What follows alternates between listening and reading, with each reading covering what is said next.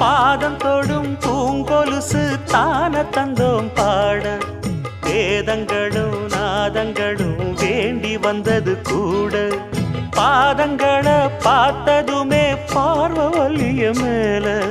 வேதனைகளை மாத்திடும் அவ விரிஞ்ச செண்பகச் சோல பூத்ததையா பூவு அது கையழகு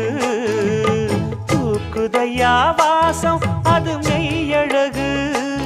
நான் வந்தேன் வாழ்த்தி பாட நல்லத சொன்னே ராகத்தோடு கண்டே சீத போல கண்டதும் நின்னே சிலைய போல